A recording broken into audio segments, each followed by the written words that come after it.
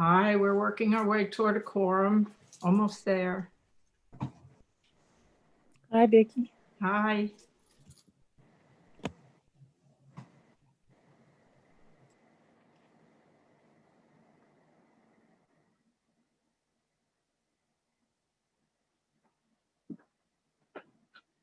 How are we doing, Craig? Almost there. We're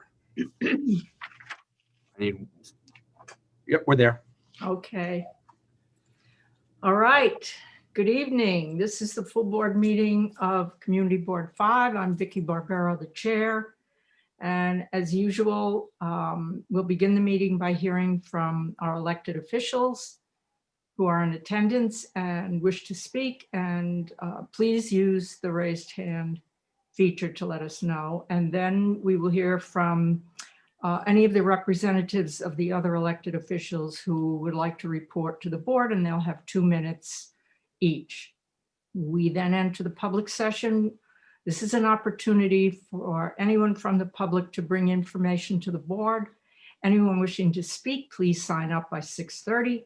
Be sure to include the subject you'll be addressing as well as contact information, just in case we need to contact you. Remember, there's a time limit of 2 minutes also, and please respect the time constraints for the board during each of its meetings. The business session we then enter, which consists of the adoption of the minutes, the chair's report, the committee reports, resolutions, questions and comment period, and voting. And comments or questions from other applicants or the public, or if additional information is needed, is only allowed with the chair's approval. So I will start this evening's meeting by calling any of our elected representatives who are here. I know Gail was going to be here. I don't know if she's joined us yet. It has not. Okay, and I do see Keith. Keith is here. Hey there. Council member. Hi, Keith. Hi there. Hi, everyone. And I'm always glad to go before Gail because she always has a way of outshining us all. I just wanted to, I wanted to just spin and say hi. We have a lot to discuss, but I really wanted to just come in before the holidays to first wish everybody a happy holidays and to say thank you for everything that the community board does throughout a very difficult year. I mean, all the time, but through a particularly challenging year. And I know that when it comes to a variety of issues in my part of CB5, there's lots ahead in the next calendar year. And I always enjoy kind of working and working alongside everyone on this board. Smart, talented, reasonable people that we always forget are volunteers. And so I just always want to make sure that I say thank you for your another really hard year here, but all your efforts and talent to help work on our behalf of our community. I also wanted to, and everybody's leadership here on issues that affect Midtown and all of CB5. So I want to just first say thank you. It is December 10th, so we are kind of ending this awful year, but to a better year ahead. But I also wanted to first say, I didn't get a chance, I know she's been here for a while, but to really say how much I'm happy to have Marissa here at the board now, who is a great addition. I've had a lot of opportunities to work with her in the city council and the Manhattan delegation and all the issues affecting Manhattan. So you guys have picked up a real great leader here for your board, and somebody who really knows how the government works. I also wanted to, I think you guys, some of you have met him, but introduce Franklin from my office, who is replacing Abigail. We hate losing people because Abigail is so fantastic and started with me, but I really have a great addition in Franklin, who's here. He's in the bottom of my screen. I don't know where he is in yours. But is fantastic and has been hitting the ground running, and really we wanted to make sure everybody got a chance to get to know him. And although we won't see each other soon, he's like always available to talk about what issues that are happening in the district. And he's getting caught up to speed on a number of issues, whether it's land use issues or transportation or quality of life. lots to do and lots happening. So that's all I wanted to say. I do look forward to, seeing all you applications come in. Make sure you reapply if you're up this year. And if you're one of mine, you're probably in good hands because you're all doing such a great job. But we'll see. We'll see your attendance record. But anyway, I just want to end there. I want to introduce Franklin.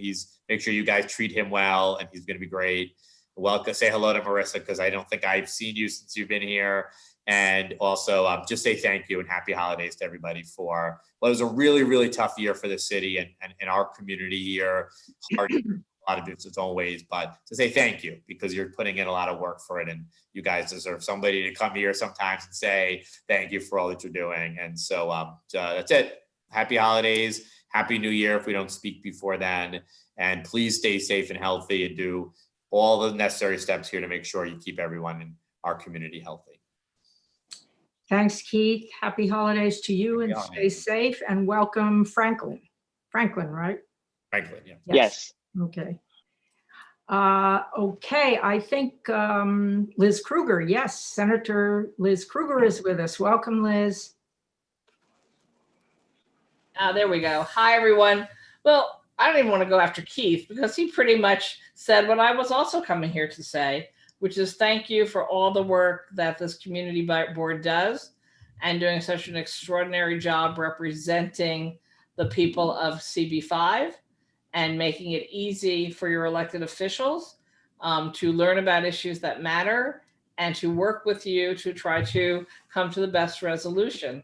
I also am so honored that I get to overlap really excellent elected officials, not just in this community board, but by entire district. Keith Powers and I actually share an office on opposite ends of a hall. Not that I think either of us really go to offices anymore. We live on Hollywood squares like this, but work continues in a very difficult time. And so many people in our city and our country are suffering, but government, even when we get things wrong, and we do, but I'm confident that government is attempting to do the best we can. And I have been badly joking as we move to 21. The light at the tunnel is not a train aimed at you. I think it's the vaccine. I think it's actually the end is seeable for this disastrous period of time between COVID, economic recession, and Donald Trump in the White House. They are all moving along and out the door. I did want to just share one quick thing because I was just still dancing today from my experience yesterday. I worked for 4 years with colleagues and with an enormous universe of environmental activists to get an agreement to divest the New York State pension funds from fossil fuels and other polluting companies and industries. And yesterday I stood with Tom DiNapoli, our state controller, as he announced our deal. He and I worked out a deal where he was doing exactly the divestment everyone wanted, not through a legislative passage, but through voluntary decision-making by him at the controller's office. And the environmental activists were just beside themselves. And I am also just so proud of the work I've done on this. And I want to shout out that my staffer who did all of the work and negotiations with the controller's office was Justin Flagg, my representative to Community Board 5. People might not know that Justin's true passion in life is environmental and climate change efforts.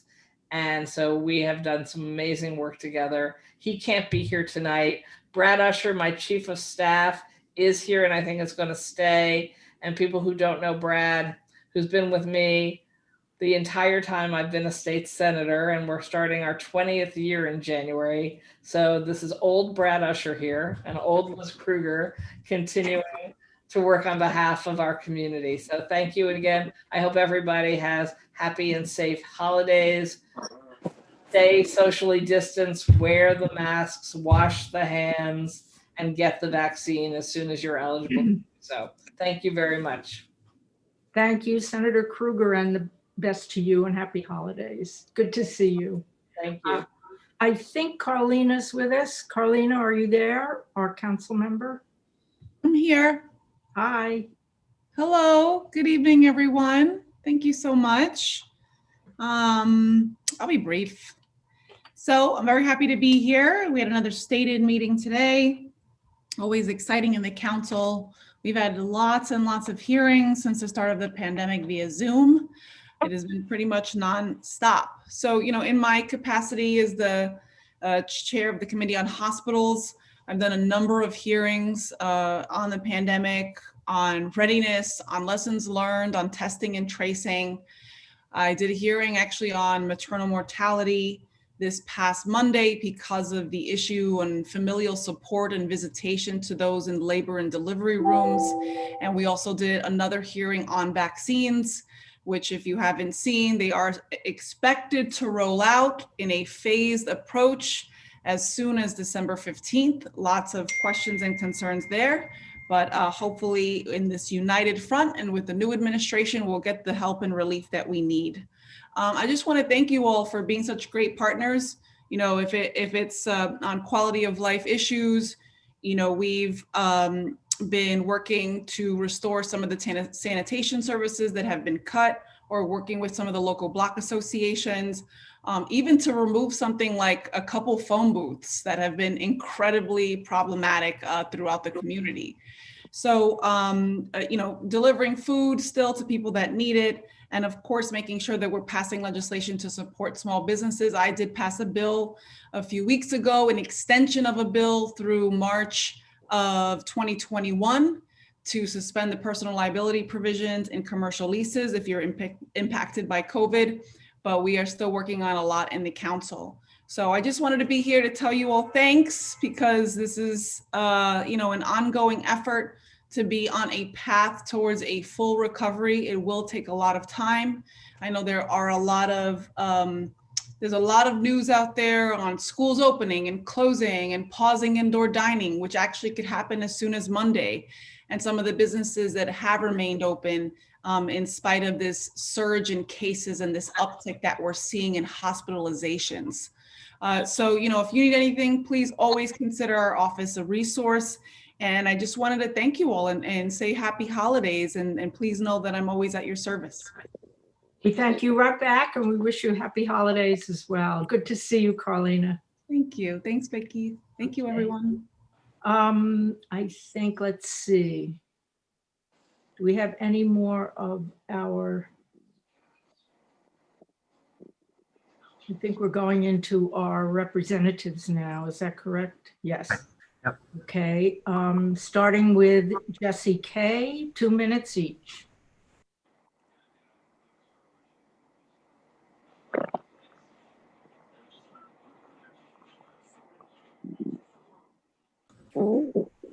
Hi, Jesse. You can unmute yourself.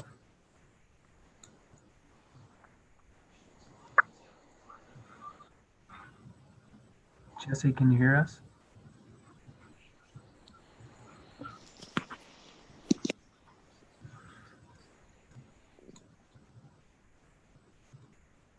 Okay, just a second. Jesse, can you hear us? Okay, maybe we'll move on to Luke Wolf, and if Jesse comes in, he can let us know later on. Luke, are you there? From I Comptroller am. Stringer's office. Hi. Hi, everyone. Luke Wolf with Comptroller Scott Stringer's office. Want to start by wishing everyone a happy holidays and hope all is well. We'll just give a few quick updates from our office because I know that we have a busy agenda ahead. I want to start by talking about our response to the COVID health crisis. So at the start of the pandemic, our office launched an investigation into the city's response. And we wanted to find out what happened in those early days, weeks, and months to make sure that next time around, now when we're in the second wave, we'd be able to respond better to this crisis. So when we first launched that investigation in April, we asked for a number of documents from City Hall about how and what they knew and when they knew it. Now we are about 7 or 8 months into that investigation, and we have actually not received one document from City Hall. So 2 weeks ago, we took the administration to court, and we're hoping to be able to follow through on that investigation to make sure that we're able to provide a timely update on what best practices are. So as we move into the second wave, we can respond in a more efficient fashion. I also want to talk about something else that I know is close to CB5, and that's police accountability. So 2 weeks ago, the comptroller wrote an op-ed about CCRB reform with specific recommendations to make sure that police will be more accountable going forward. So there's 3 core recommendations, and I'll drop the whole op-ed in the chat.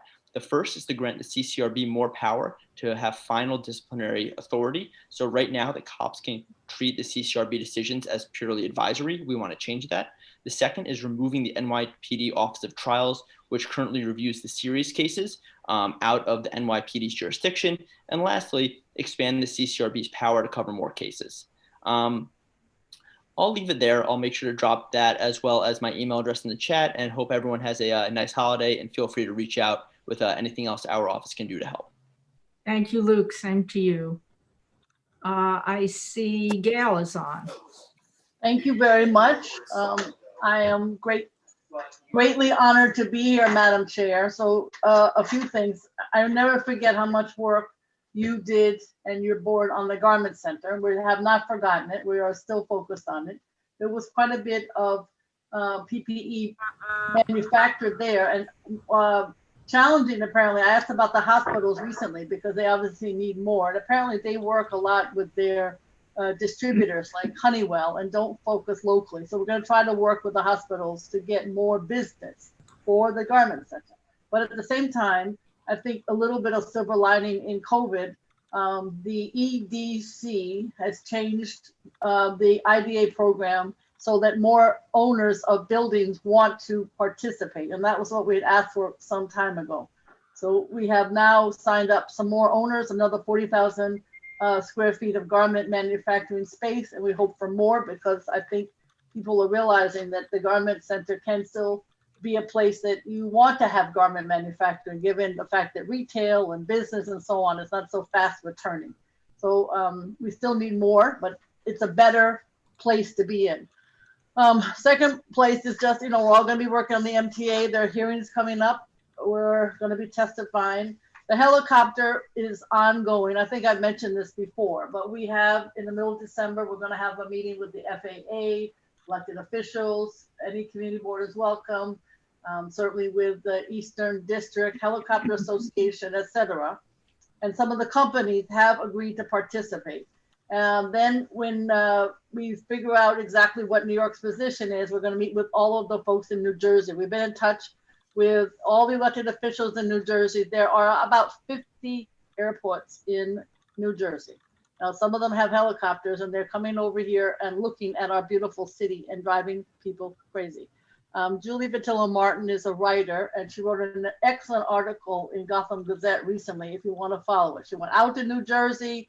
She did a huge amount of research, so FYI. We're still focused on the childcare slots.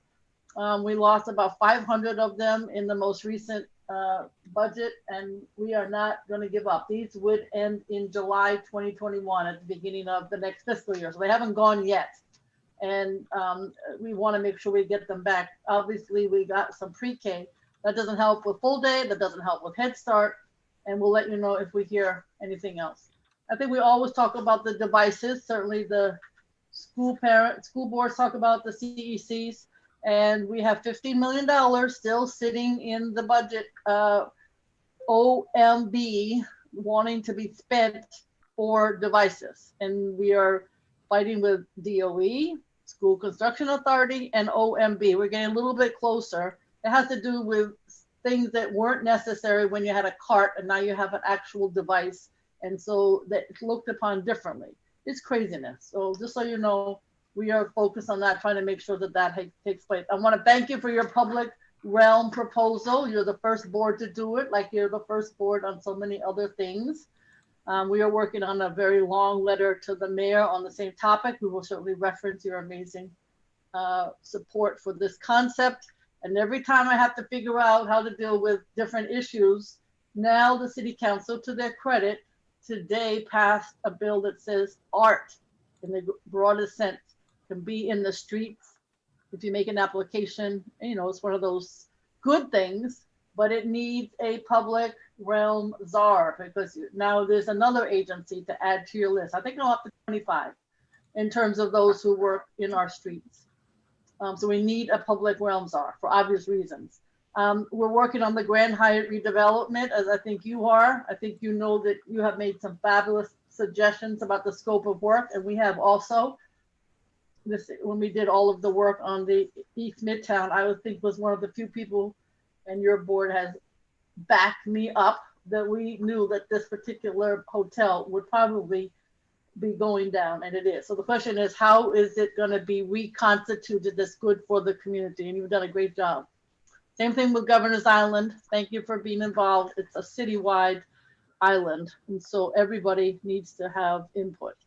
As you know, community board applications for new members and for those who are hopefully reapplying are due February 1st. And in terms of our budget, we had a couple of wonderful sessions recently about how to apply for school money for capital and how to apply for nonprofits for capital. And they are all on our website. They took place in the last couple of days, and tons of people participated. Those who have done well in the past on applying for money were the heroes, and it's all on YouTube. Thank you very much, Community Board number 5, for everything.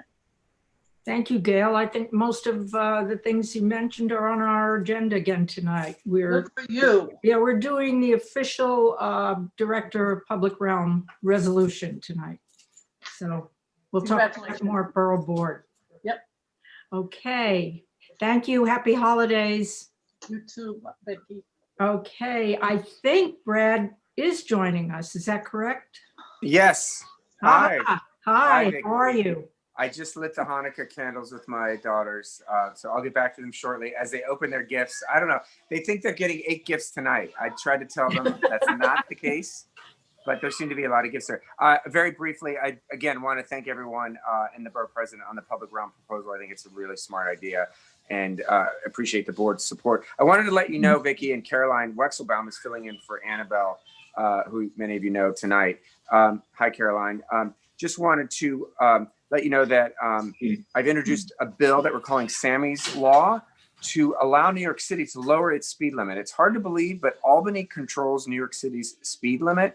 And there's a mandatory minimum speed limit in New York City, which is 25 miles per hour on most streets. My bill called Sammy's Law, named after Sammy Cohen Eckstein, a young man who was struck down by an automobile just a few months before his bar mitzvah, would allow New York City to have control over that. I think it's a really important step forward in New York City having home rule over its traffic laws, and we're going to fight for that up in Albany when we get back. Speaking of going back to Albany, we may be going back as soon as next week to look at the all-important question of revenue. You know, the city and the state are really deeply in the hole because of COVID and other factors, including the MTA, and our mass transit system is really operating, you know, kind of on a thread right now. So if the federal government isn't coming through, I've been a staunch advocate of additional revenue that New York State has to raise to keep our homeless shelters and, you know, operating to the extent we can, our mass transit moving, public schools. Gail is talking about those laptops. That costs a lot of money, and we have to make sure we have the revenue. So I'll be fighting for that over the next few weeks. Third, I advocated along with Councilmember Powers a survival plan for small businesses in Grand Central Terminal that have had little to no revenue because of the foot traffic having ceased in that great space. We worked out a deal with the MTA where the small businesses are going to be giving a portion of their actual earned revenue to the MTA. And we think it's a model for other commercial landlords, and we hope to continue that effort through a bill that I carry with Assemblymember Harvey Epstein called Save Our Storefronts. You can go to saveourstorefronts.nyc to see how you can support our efforts to try to make this model statewide. And then finally, I want to, 2 things in terms of LGBTQ rights. I want to thank Councilmember Rivera for her very principled stance today on passing a resolution urging Albany to use its powers to repeal the so-called walking while trans ban. That's a statute in the criminal law that allows our law enforcement to essentially profile transgender women of color simply for the purposes of the fact that they were loitering or hanging out with their friends and they may look a little different. It has resulted in some arrests and harassment of transgender people. And then finally, World AIDS Day was last week. For many people in the LGBTQ community, this pandemic that we're currently going through was not their first rodeo. And we think about all the lives lost, but we try to think forward and how we can make sure that HIV/AIDS is not transmitted. If you're a Black man in the city of New York, you have about a 1 in 3 chance of contracting HIV if you sleep with other men. And we have proven medical advances to stop the prevention, transmission of HIV called pre-exposure prophylaxis. And I carry legislation along with Assemblymember Dick Godfrey that would do a few things. One, require that there be no pre-authorization by your insurance plan to get PrEP, as it's called. Two, that pharmacists be allowed to distribute PrEP without a prescription. And third, that your health insurance plan actually has to pay for it. So we hope to advance that, which we think will work toward universal PrEP and PEP, which is post-exposure prophylaxis, which allows you to take these drugs if you've been exposed to HIV and stop it from entering your immune system. And then finally, the FDA approved the Pfizer COVID-19 vaccine, I think just an hour ago. Wanted to let you know that I was a guinea pig for that at the NYU Langone Vaccine Center. I'm still standing. Had a few side effects, it must be said. I'm pretty sure I got the vaccine as a result of that, not the placebo, although I had a 50% chance of getting the placebo. But it's very important that we spread vaccine awareness and safety and efficacy of vaccine. The FDA's regulations are in place for a reason, to make sure that the safety is upheld. And I really want to thank NYU Langone for participating in this trial and making sure that, we fight our way out of this virus as soon as possible, and that the vaccine is widely distributed and fairly distributed to the communities, mostly Black and Brown, that have suffered the hardest during this crisis. Thanks. Thanks, Brett. Regarding the Save Our Storefronts, we weighed in on that and supported it a couple of months ago. Is there anything else we should be doing now? I think you should be, anyone on the Zoom, individuals should be going on and signing the petition. Oh, okay. That would be super helpful. Okay, great. Thank you, and happy holidays. Happy holidays to you. Happy holidays to the entire board. Okay, I think we're now back to our representatives of our electeds. Jessie Kay? Hi, can everyone hear me now? Yes. All right, so my name's Jessie. I'm filling in for my colleague Betsy. This week, the Congresswoman released a statement on why she will be voting against the NDAA. Her bill, the Corporate Transparency Act, is likely to be passed in an upcoming vote. Her legislation for a Smithsonian Women's Museum was passed unanimously in Senate committee, and she voted alongside her colleagues to pass the Marijuana Opportunity Reinvestment and Expungement Act. And then along with colleagues in the New York delegation, the Congresswoman pushed for emergency MTA funding. She joined small business owners in demanding crucial COVID relief, including her Pandemic Risk Insurance Act. She also continued to fight for the passage of another stimulus package, as well as other COVID relief funding like the Save Our Stages Act. And on the Oversight Committee, she called the heads of Purdue and Sackler to a hearing on their role in fueling the opioid epidemic, and they will appear in a hearing next week. She's also seeking accounting of political appointees in career positions. She issued a subpoena regarding mistreatment at Irwin County Detention Center. And as you know, the Congresswoman has been committed to a complete and accurate census count. Today, she issued a subpoena for Secretary Ross, as he has continued to refuse to hand over documents regarding errors and delays with the census. And as always, more information can be found on our website by subscribing to our newsletter or by contacting Betsy. or any other member of the staff. And I hope that everyone has a safe and happy holiday season. Thank you. Same to you. No problem. Lori from Corey's office. Lori, are you on? I am. I'm going to just bring some good news. So yesterday we had the Speaker's Office partnered with the NYC Department of Housing Preservation and Development and the Stonewall Community Development Corporation on a virtual tenant housing resource fair. And we had over 120 people attend, and they received information about a litany of NYC housing programs and tools such as Scree, DREE, Housing Connect, and Housing Court. And given the current environment, this information is more important than ever.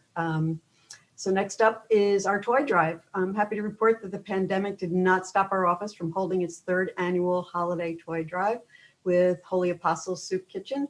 Our community, which always responds generously, was especially generous this year. With just 2 days open for donations due to COVID, we received over 1,000 toys. These toys were delivered to Holy Apostles Soup Kitchen and will be distributed to families and children in the community on December 15th.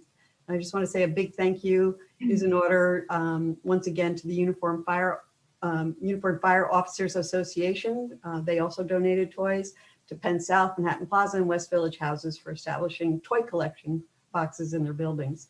And finally, just kind of an end of year wrap up, our district office and community volunteers have continued throughout this year to ensure that residents will not go hungry during COVID-19.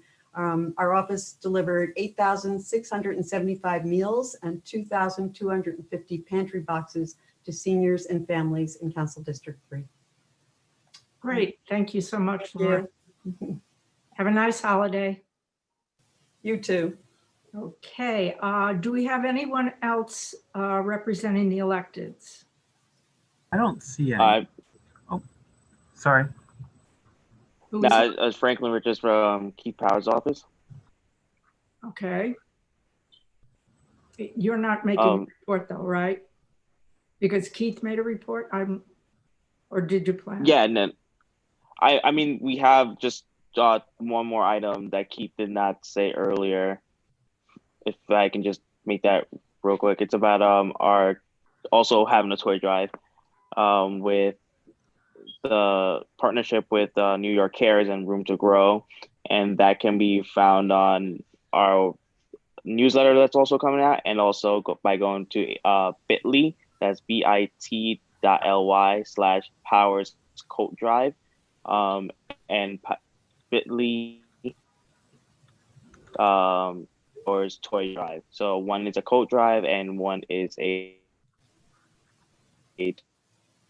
toy drive. Me. Okay. Okay, that's it. Thank you so much, Franklin. Nice to meet you. Okay, so. Thank you. Nice to meet you too. Okay. I think we now go to the public session unless someone else is on there that doesn't show up in the raised hand. I don't see anybody else. If any of our elected representatives would like to give an update, feel free to raise your hand at this time.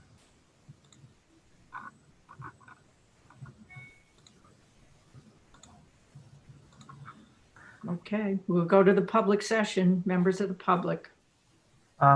Members of the public, please press the raise hand button at the center of your screen. If you're joining from a phone, you can press *9 to indicate that you'd like to speak.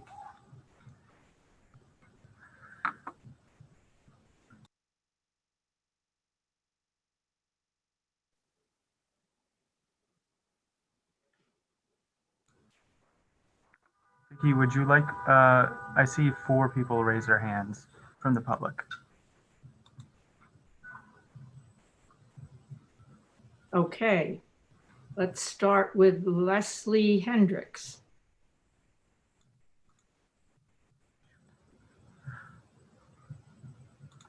Okay, hey, Leslie. I'm unmuted. Hi, I'm Leslie Hendricks. I'm a member of the board of the 29th Street Association. I'm also the president of my co-op, Flower Tenants Corporation at 50 West 29th Street. And I worked on the Broadway Corridor liquor license task force. our building, I'm speaking tonight as the president of our co-op. All of our windows are within the sight of glass ceiling. An applicant for a liquor license that was unanimously thought to be the worst location possible. We worked on that. We thought everything was good there, and we were really distressed to learn that they did a go around with Keith Powers and went to the SLA. To me, this basically, CB5 is wonderful. The community gets input. If every applicant for a liquor license knows they can just go to an elected representative, then they're not going to work with the community, and the community's interests are not going to be taken into account. So I'm very distressed at Keith Powers. He changed his mind and really let everybody down. We'll think of him every time we can't hear ourselves. And I hope that CB5 can wrest control back so that we continue to have some input. But I'm very discouraged right now, and I wanted to voice that. Thank you. Thank you, Leslie. Okay, next up, Alex Young or Young.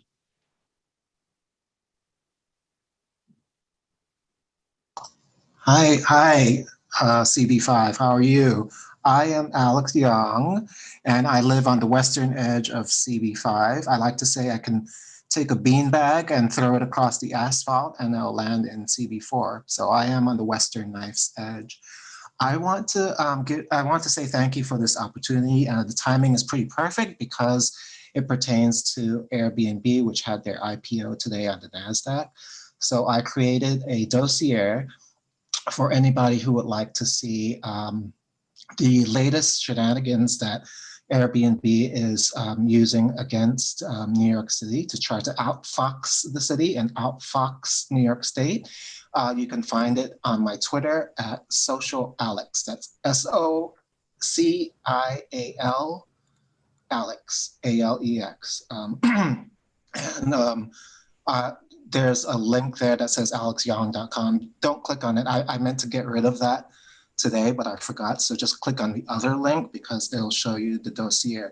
But I guess, Luke, at your discretion, if you don't mind typing in the dossier's URL, it's gg.gg/Airbnb-is-the-Hydra, HYDRA, and that's the mythical seven-headed creature from mythology that's out to destroy everything but itself. Thank you. Thank you, Alex. Okay, next up, Lisa Wager.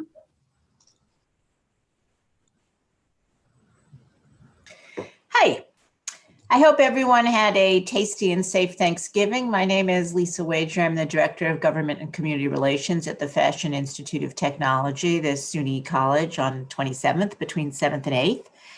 Even in a pandemic, our students are doing and winning. A team of FIT students took third place out of 1,600 competing teams from around the world in this year's Adobe Analytics Challenge.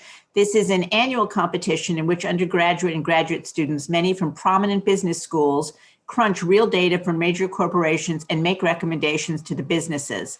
This year, Nike sponsored the challenge, and past brand partners have included Condé Nast, T-Mobile, Major League Baseball. It's the real deal. Our team Flash was comprised of 3 fashion business management seniors, one of whom was from Brooklyn, and they won $6,000 and made a heck of a lot of connections. It was a great thing for them. You can take credit and non-credit courses at FIT's Center for Continuing and Professional Studies without going through a formal application to the college. The only requirements are a high school diploma or its equivalent and the legal ability to take credit courses in the United States, i.e. you're not here on a tourist visa. Thank you, Department of Homeland Security. Credit courses taught by FIT faculty are available in art and design, business and technology, and liberal arts, and they'll run through the full winter term, which is January 4th to January 20th. Non-credit courses are short, intensive seminars or workshops taught by an expert in the topic. Registration has begun for the winter term and runs through January 3rd. You can just go to the Center for Continuing and Professional Studies website, which is fitnyc.edu/CCPS. Best wishes for happy holidays and stay safe. Thank you. Thank you, Lisa. Same to you. Mimi Pearl.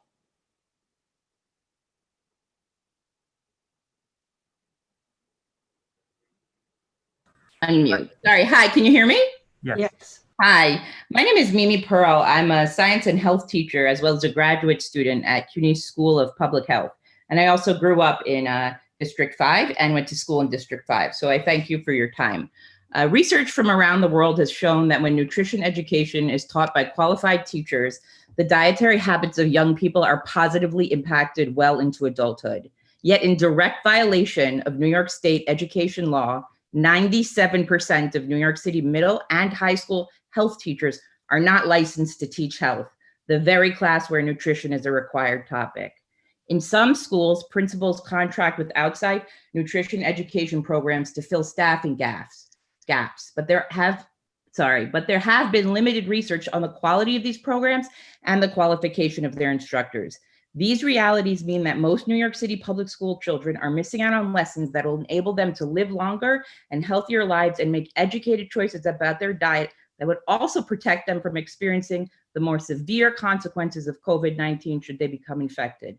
Supporting quality nutrition and health education starts when we demand that the DOE provides transparency about their level of compliance with New York State education law, particularly during this pandemic. City Council Bill 1283 would require the DOE to publish annual information regarding the minutes and frequency of nutrition education in schools, the qualification of health teachers in New York City public schools, and the availability of professional development and training in nutrition education for teachers. Now more than ever, we must make sure our students are learning about nutrition and health from qualified individuals for the appropriate amount of time. Therefore, I urge this council to consider drafting a resolution in support of this bill. Okay, thank you very much. Next up, Paul Cardozo.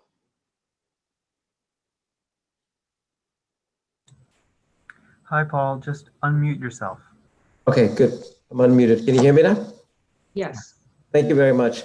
I am representing Gilsey House, and I want to basically represent how disappointed, sad, and frustrated we are with the decision that recently was passed by the SLA to approve the beer and wine license of 1204 Broadway. From what we've heard, it was based upon the recommendation of Council Member Keith Powers, whom this whole building, and including our attorney, Kate Quinn, and of course, Leslie Hendricks, you heard from as well, and a lot of associations rallied to not vote in support of this bill. Now, we, Gilsey House, live completely adjoining to this place that is now going to be this bar. And notwithstanding its restrictions for timing, it's sad to say that the owner of the bar has not exhibited great behavior in the past. And the fact that we will be now subjected to this, and as per Nick and Luke and Kate, our attorney, this is not an appealable decision. So I just wanted to register our frustration with this decision, and also very much to congratulate CB5 that has been with us all along in opposing the full liquor license and this particular one as well. So thank you again, CB5, for being a true community board. And that's all I had to say. Thank you. Thank you, Paul. We're right there with you. We are very dismayed as well. Next up, Anna Mackey. Good evening. Thank you to the board for hearing me out. My name is Anna Mackey, and I live at the Gilsey House with my husband, 6-year-old daughter, and 6-month-old son. We've lived here since 2010. I'm speaking out to express my deep disappointment at the SLA's decision to approve the wine and beer application at the Glass Ceiling, located right next door at 1204 Broadway. I am similarly genuinely surprised and disappointed by the support for this license by Council Member Keith Powers, in whose district I am a registered and voting voter. I understand that Mr. Powers took a tour of the proposed venue. However, surprisingly, Mr. Powers did not seem interested to do the same for the residents opposing the license and take a tour of our apartments. Had Mr. Powers toured my apartment, he would have seen that my son's nursery is 10 feet away from the venue, and any noise from the rooftop will be clearly audible. I sent a letter to Councilmember Powers last week with a picture showing him the proximity from our son's window. I also expressed in my letter to Councilmember Powers my concern that the applicant at 1204 Broadway has demonstrated time and again that they're not interested in abiding by the rules of law. When they were constructing the venue, we would consistently be disturbed by illegal after-hours construction noise, often past midnight, and at times all throughout the night as late as 5 in the morning. Equally disturbingly, after I spoke out at a prior CB5 meeting opposing a prior liquor license application by the same applicant, the applicant through their lawyer slipped under my door a letter threatening to sue me personally. At the time, I was pregnant with our son, which was particularly stressful for me. Any such mobster tactic should be unacceptable to anyone, especially to our elected officials. Thank you to the CB5 for your support to our community.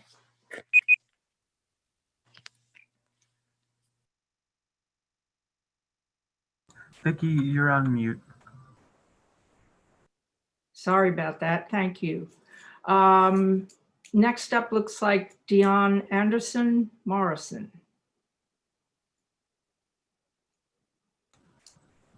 Hi, Dion. You can unmute at this time.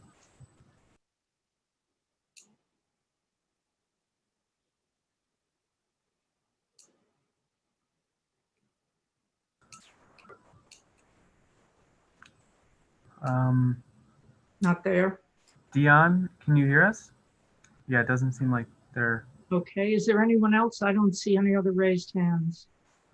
I don't see any either.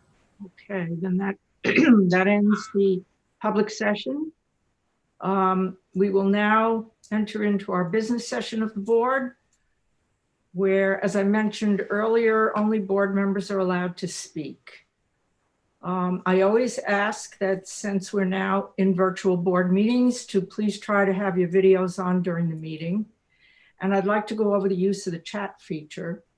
And that is that the chat feature is to be used only to alert us to any technical difficulties or operational questions or information, like an email address or a link that was already stated aloud on the record during the meeting.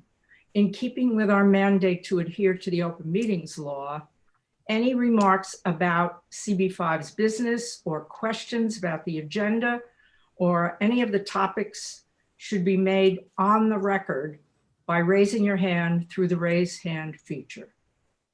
Please keep this in mind tonight and for all future public virtual meetings of the board and its committees. So we are now entering the business session, and I'd like a motion to accept the November minutes. So moved. And a second. Second. Okay, a roll call vote. Craig? Thank you, Vicky. Akalis. Yes. Athanel. Yes. Behar. Behar. I saw him before. Come back. He was on. Yeah, he was. Eichmann. Yes. Brosnahan. Oh, James. Oh, that's a good one. Burton. Yes. Cafaro. Yes. Chu. Yes. Clark. Yes. Dale. Yes. Dosen. Yes. Ford. Yes. Brewer. Brewer. Yes. Garcia. Yes. Gashow. Yes. Haas.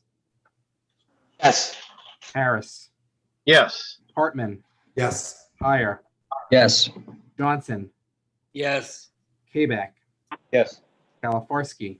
Yes. Hang. Yes. Stella. Yes. Lagasico. Yes. Levy. Yes. Lusick. Lusick. Yes. Thank you. Mafia. Yes. McCall. Yes. Meyerson. Yes. Miller. Yes. Pawson. Yes. Raybar. Yes. Shapiro. Yes. Slutskin, yes. Smith. Yes. Sandorf. Yes. Spence. Yes. Stern. Yes.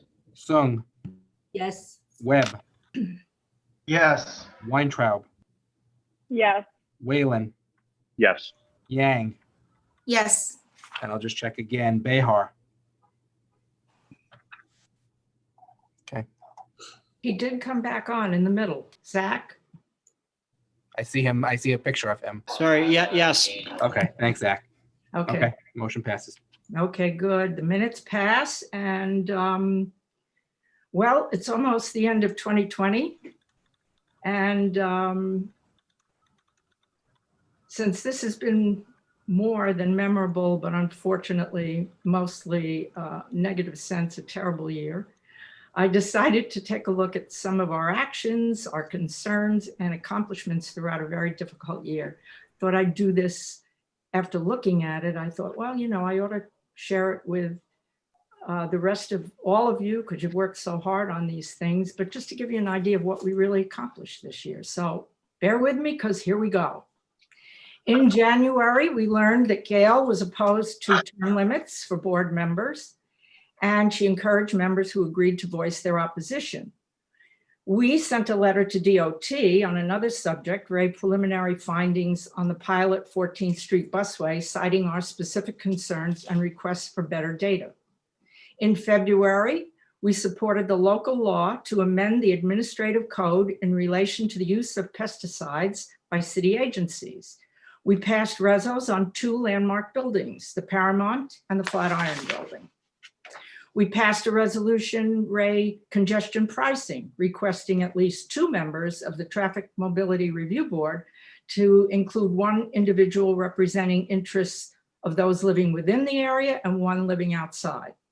We recommended approval of the design concept and planned capital improvement for Pershing Square East Plaza. We supported the development of the Bleecker Street site and the creation of a Department of Education public school for dyslexic students at that school site.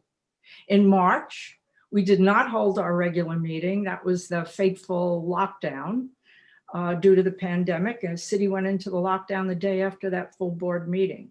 But we did proceed with our resolutions for the month with the exec committee approving them and the full board ratifying them in April. The actions that we took in March included reaffirming a previous, here we go, denial of a very controversial rooftop lounge event space liquor license for the glass ceiling on Broadway between 29th and 30th Streets. We heard about this tonight quite often. We recommended approval of a 22-story building at 241 West 28th that will include 98 units of affordable housing. We recommended approval of Rockefeller Center's certificate of appropriateness for master plan expansion, retail signage throughout the center, and alterations for the retail storefronts. We recommended denial of the request by Gilsey House at 1200 Broadway to permit the transfer of development rights. We approved the 5 post-parade events in our district. And then in April, we held our first virtual meeting. I think it went well. We recommended approval to install lighting to illuminate artwork throughout Rockefeller Center. And among other things, we recommended approval of DOT's request for the installation of a northbound protective bike lane and requested DOT accelerate efforts to identify and install a safe southbound cycling route through the core of Midtown. Then came May, and we welcomed our new board members, Zach Behar, Mary Brosnahan, Kelly Burton, Joseph Freewer, Jamie Kang, Noah Stern, and BJ Sung. We recommended approval of the Central Park Conservancy's project regarding the conservatory garden and dairy access path in the park. In June, we issued a statement of solidarity to protest racial injustice. We announced that our committees will be holding a series of meetings to address issues such as alternative policing models, access to housing, etc. And we invited and encouraged the public to attend and participate in order to best represent the needs of everyone in our district and provide a voice for all. The committees of the board reported on their letters to the mayor regarding the shaping of the city's response to COVID. We recommended enactment of the alcohol delivery bill and to-go legislation and conditions. We recommended denial of the glass ceiling events request for a wine and beer, the second request which was mentioned this evening, for the rooftop bar lounge event space at 1204 Broadway. We sent a letter to the mayor and to the local electeds asking that they consider the summer youth employment program before accessing it from the budget. We supported the CORE Act, Ray composting, and electronics drop-off sites. And this was the month that we responded to the mayor's executive 2021 budget. In July, that was a difficult month. We had to deal with Wally's departure at the end of that month. But we forged ahead and we recommended the approval of an open air cafe with the Pops at 1633 Broadway. We weighed in on the DOT proposal for installation of pedestrian enhancements around Central Park South and Grand Army Plaza. And we weighed in on DOT's installation of crosstown protected bike lanes on 38th and 39th Streets. We insisted that the New York City Parks Department provide robust park COVID-19 opportunities and safe spaces for kids to learn, grow, heal, and belong this summer. We urgently requested removal of the current moratorium on park space and ball field permits. And we urged the Parks Department to consider and remove all structural barriers regarding participation in summer youth programs.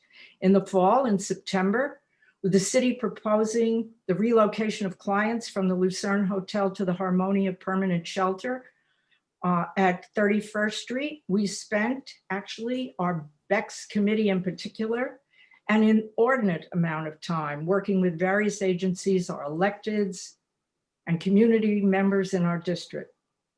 We published our core budget principles regarding NYPD.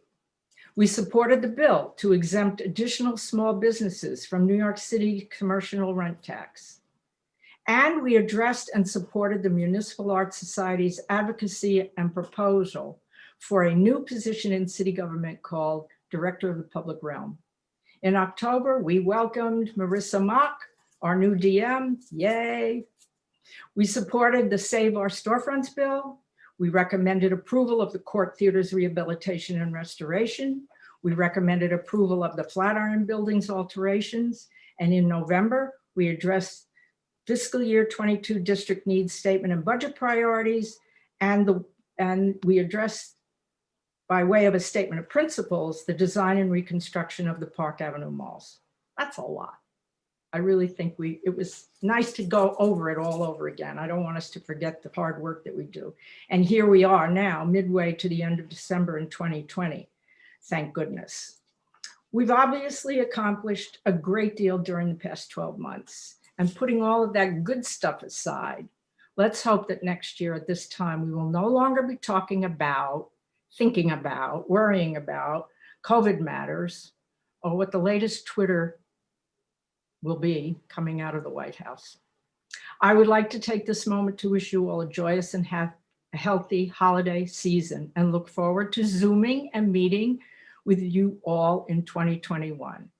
So now on to tonight's agenda, starting with PSQL. Thank you, Vicki. That was lovely. PSQL has a report on one item. As we've heard during the public session, the State Liquor Authority has approved the tavern wine liquor license for glass ceiling events at 1204 Broadway. The tavern wine license allows the premises to serve beer, wine, cider, things like that, anything but hard liquor. This location, for people who don't know, is immediately adjacent to the Gilsey House residential building and some other residential buildings in the area. To give you a brief history so that for some context on this application, we first received their full liquor license application a year ago, December of 2019. And we denied the application, which is rare for us. We reserve the denial of liquor license applications only for those most extreme cases. And because of the rooftop location so immediately adjacent to the residential building, we outright denied this application. They came back to us a couple months later asking for us to reconsider the application. We did a thorough reconsideration of some additional facts that they presented. And again, because of the location of the rooftop so immediately adjacent to the residential building, we again denied it. Our denial was supported by Gilsey House, of course, other neighboring buildings, the 29th Street Association, as well as various elected officials, Assemblymember Gottfried, Senator Krueger, Borough President Brewer, and Councilmember Keith Powers. In April, the State Liquor Authority agreed with us and denied the applicant's application for a full liquor license. Exactly 1 month later, we received a notice from the applicant saying that they were then going to apply for a tavern wine license. We immediately responded to their application, again requesting denial on the same grounds. The fact that the rooftop is so close to the residential building, it doesn't matter what they're serving, whether it's beer or wine or hard liquor, the same issue exists. And then the application went dark. We didn't hear anything for months. We submitted our denial in June, July, August, September, October, November. We didn't hear anything about it.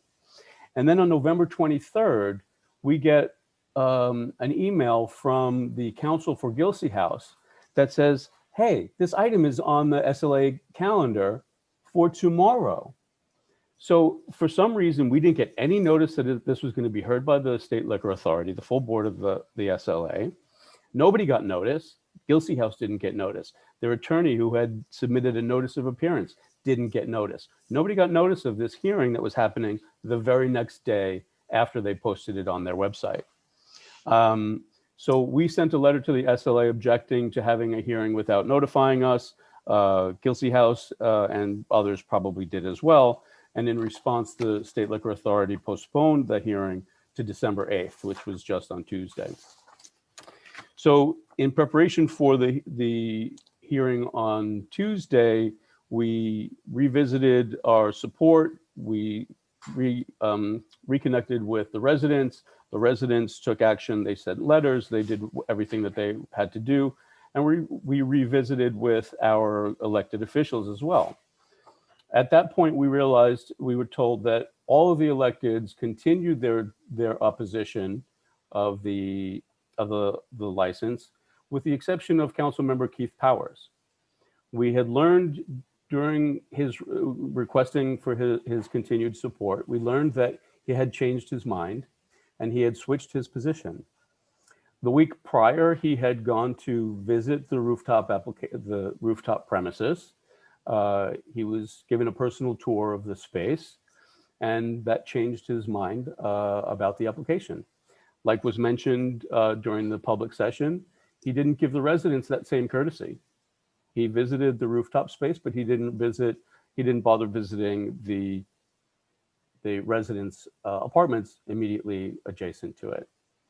So we're a little bit disappointed in Councilmember Powers for his lack of transparency, for failing to consult with us before he changed his position on us, and for his lack of hearing the residents' position before he changed his position.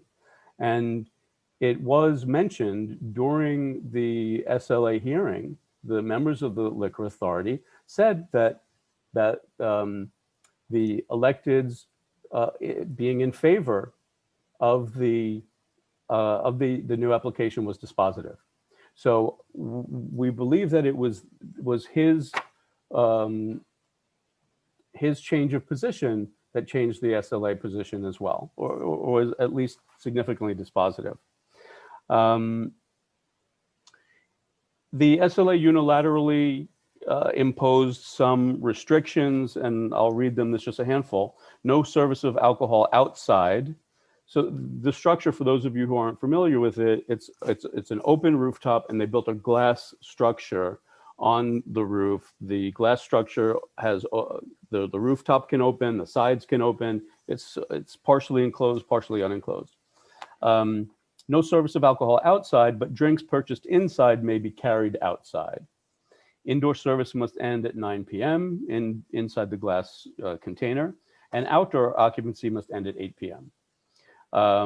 No outdoor music, no DJ, and a maximum of 10 events per month. Generally, restrictions like that, could certainly be appreciated. But in a situation like this, where the rooftop is so immediately adjacent to a residential building, even restrictions like this cannot mitigate the disturbance that this is going to cause to the residents. The other concern we have about this is that now that they have their foothold in with a wine and beer license, they can get these hours amended by the State Liquor Authority, and they can also now apply again for a full liquor license much easier than before. That's my presentation. Sorrowful tale. Okay, thank you, Nick. Very disconcerting. 10 a month is like every weekend on a Friday and Saturday, correct? And more. Yeah. Yeah. Okay. And there's no restriction on brunch service. So, on a weekend when people are home, I mean, everyone's home now anyway. Yeah. There's no restrictions during the day. It's disappointing. Yep. Okay. Thank you very much. Thanks for the work that was done on this. Okay, we are on now to land use, housing and zoning. Layla. All right, good evening, everyone. We had a very lengthy agenda this month with some significant applications. The first one is 109 East 42nd Street. This is the Grand Hyatt Hotel. This is in the East Midtown subdistrict that was recently rezoned. The applicant is proposing to tear down the existing structure and redevelop using pretty much all the mechanisms that the new zoning text provide. As a result, the tower that they're proposing will be over 1,600 foot tall, and obviously will raise a number of environmental concerns. The stage at which we reviewed this proposal is at the very beginning. So what was issued last month is a draft scope of work. The draft scope of work basically defines what should be reviewed in the environmental study. So the question that was in front of us was not really whether we like the building or we don't like the building, or if the building should be improved or maybe masked differently or altered in any way, shape, or form. What we were looking at is making sure that the environmental impacts that this building may have are going to be deemed in scope and are going to be properly evaluated and then hopefully mitigated. It was a lengthy discussion. As you can imagine, a building of that size and that height and that bulk, raises a number of concerns. I'm going to try to just underscore the most important ones. So we're making some comments about pedestrian traffic. Very obviously, it's already a very congested area. We want to make sure that the additional pedestrian traffic that is going to be caused by this building is not only mitigated, but that the original, the sort of structural endemic pedestrian congestion is also taken into account and mitigated. We are talking about shadows and air and light. Obviously this building is going to be very tall, very bulky. As a result, it will block some of the light that accesses the streets. So we emphasize that. We talk about sustainability. We want to make sure that this building is going to be as efficient as possible, and and how it's going to be efficient. We also want to know what is the source of energy that this building is going to use. And we are also raising concerns about the base formula by which the density is being calculated. So it's actually quite interesting. I'm going to get a little more technical, so bear with me. But as you know, the FAR, the floor area ratio, so it's a ratio, meaning that it's a proportion of a fixed number that is multiplied by its numerator. So in that particular case, the site where the building is going to be built is, where the current Grand Hyatt sits. But the applicant did something that is, quite interesting, and we had not seen that before. They basically did a lot merger with the adjacent parcel, which happens to be Grand Central Terminal. So now the footprint of the qualifying development site becomes that much broader. And therefore, if you take this whole area, this whole surface, and you multiply it with the bonus FAR that they're seeking, you get a much larger number of square feet that you're allowed to build than if you were basing your calculation strictly on the size of the development site, which is the Grand Hyatt land. So we're raising that in the concerns. This is quite technical, but it's important that it is taken into the scope of the environmental review. And then, we talk about the things that were, sort of like the bread and butter of reviewing East Midtown rezoning: open space, shadows, historic and cultural resources. The building is going to sit between Grand Central Terminal and the Chrysler Building. So very important, very significant historic resources. We want to make sure that the massing will take that into account and will be as minimally obstructive as a 1,600-foot tower can be. We talk about urban design and visual resources, like plugging such density into an already very dense area is quite a feast.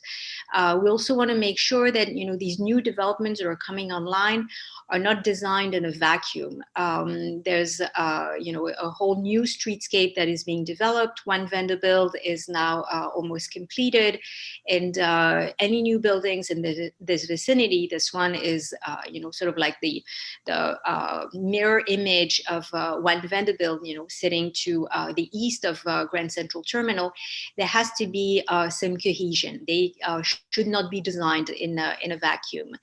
I should add that in order for the developer to get this bonus density that they're applying for, they are doing some transit upgrades. We did talk about the transit upgrades at our land use committee meeting, but we feel that the Transportation and Environment Committee should take a look at it, which they're going to do. That will happen in January. So the transportation section will be, fleshed out after TNE has a chance to look at, the granular aspects of transportation in this application. And we talk about air quality and also construction. It's going to be quite a challenge to demolish this building, which, by the way, although it does not look historic at all, the historic building is still there. It is basically behind this gross black sort of glass cladding that Trump decided to use when he took ownership of the building in the 1980s.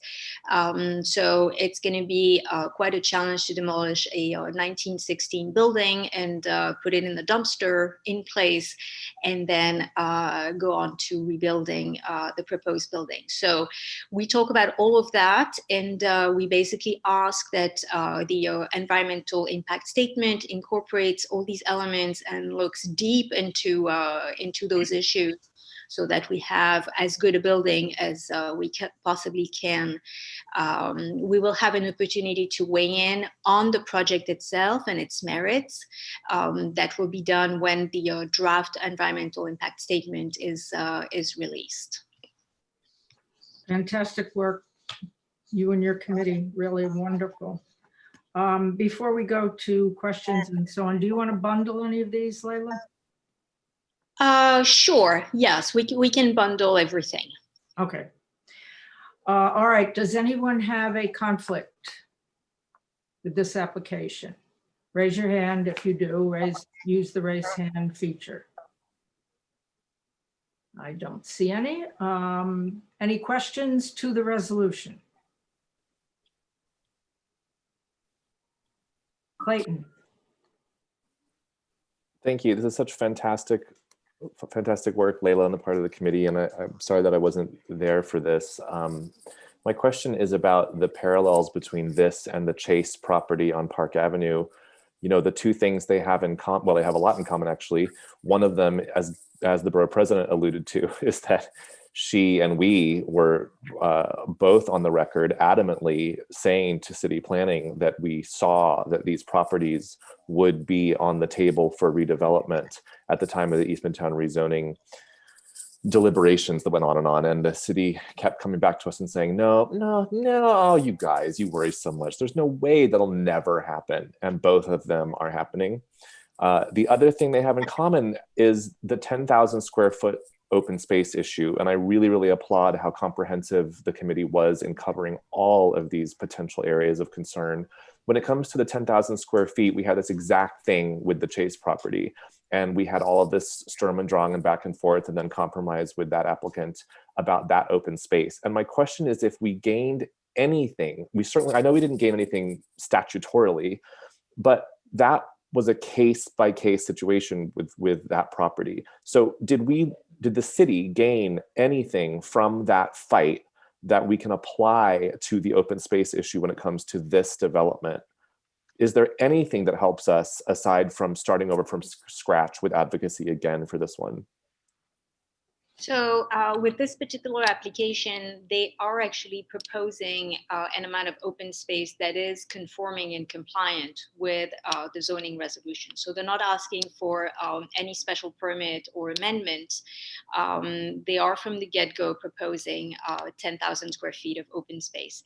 They may actually end up give us a little more. And when I say us, they're actually not giving us anything. It's actually the bare minimum amount to contribute so that they can get, in exchange from us, this extraordinary density. The building, it's actually kind of hard to calculate exactly what is going to be the FAR of the building because, as I explained, the footprint that they're basing their calculation is actually pretty much the entire block, including the train station terminal. But the building will be at least 30 FAR. So, the bare minimum in terms of open space, publicly accessible open space, is 10,000, and we're going to get at least that much. Now, the question with this particular project is that the proposal calls for this open space to be actually located on the second and third level of the building. And, this is unusual because it will be accessible, meaning, there will be elevators, and these elevators will, take you directly to the space, and it will be, fully at grade from, the street to the elevator and then to the open space. But nonetheless, anything that is not at grade, fully at grade, it has the perception of being less accessible. And, this is something that we talk about in the resolution, where we want to make sure that accessibility and perceived accessibility are assessed and addressed. I don't know how to do that. Maybe it's through surveys or, something, but we want to make sure that, it's a clever idea to actually locate the open space on a higher level. But we want to make sure that they don't fail. So, but we will get at least 10,000 square feet of open space. That's built in their application. Okay, Layla, before we go on, I think when this got transferred into the package, with cutting and pasting, it says the committee vote on flood resiliency. And I think it's exactly the same, except the heading is different. Was the vote unanimous 12, wasn't it? Yes, that's right. Okay. Okay, fine. Any other questions to this resolution? Mike, you need to unmute. Yes, I'm sorry. I have two questions. One has to do with Depew Alley and how that figures into the total square footage, the 16,000 square feet. And the second one has to do with the COVID putting a lot of square footage availability out. And now they're talking about adding all of these thousands and thousands and thousands of additional square feet. I'm thinking the empty state building from the 1930s. I know you mentioned something like that in the proposal, but can you explain a little bit more about how Depew Alley figures in this and about the office space, preponderance of office space? Yes, sure.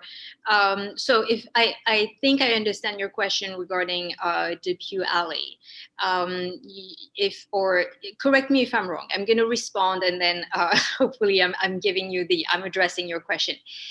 So Depew Alley basically sits between the development site, and which is currently the Grand Hyatt, and the terminal.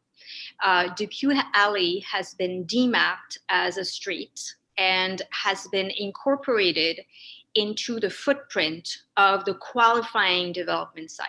Depew Alley is going to stay where it is, and Depew Alley is going to continue to fulfill its function. It serves as a loading area for the post office and other buildings. So the functionality is not going to change. It is just that it's been demapped. It still belongs to the city, but it has been incorporated into the qualifying site, and it will generate bonus FAR for the development. I think that was your question. Yes, Layla. Okay.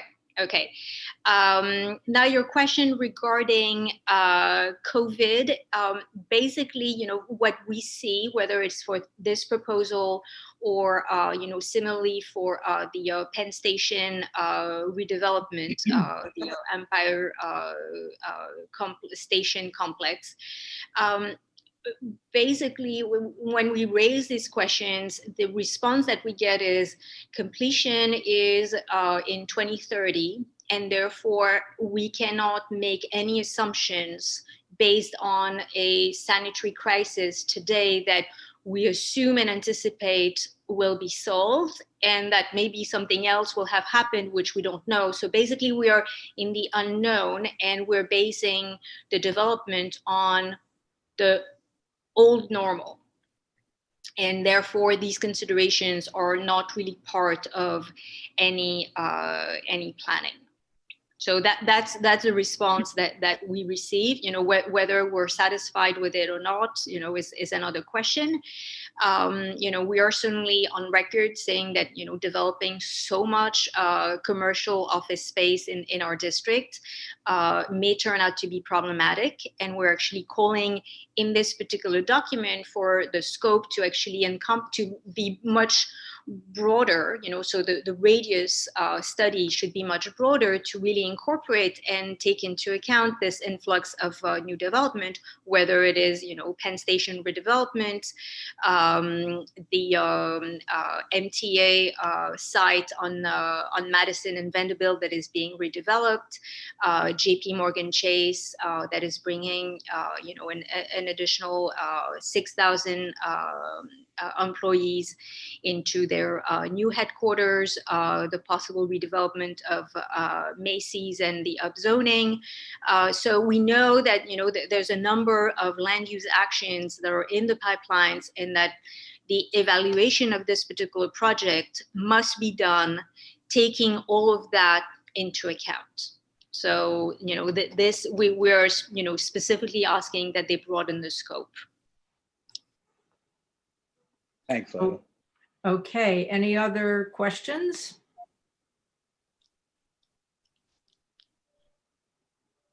Seeing none, we will move into comments. Use the raised hand. David Akilis. Yes, just to give a little bit of background to this project. Can you hear me? A little louder, it's a little, can you, yeah. Just to give a little background, in part to answer Clayton's question, if you can look at the drawing, you will see that the open space that is provided at the base of the 3rd floor, the building itself, the base will be bowl shaped so that the building will cantilever over the open free space and rise into that space, something which I find very disturbing. The MetLife building, the Pan Am building directly behind Grand Central Station, you know what a big building that is? That's 800 feet tall. This building will be twice the size of the Pan Am building. It's directly across the street from the Chrysler building, one of the most beautiful buildings, not just in New York, but in the whole world. So there we have little Grand Central Station, that huge mass that is now One Vanderbilt Plaza, little Grand Central Station, and this huge, gigantic project, which will be directly across the street from the Chrysler building. It's a building that's taller than the Empire State Building.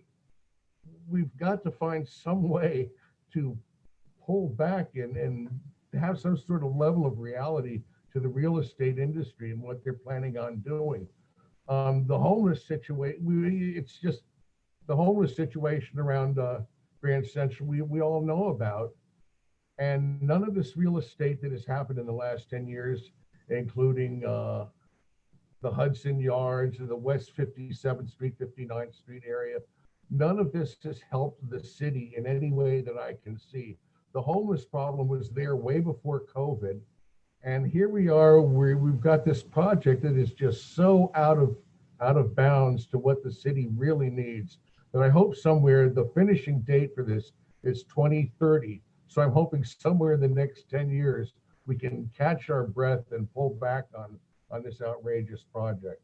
That's my 2 cents. So thank you. Okay, any other comments?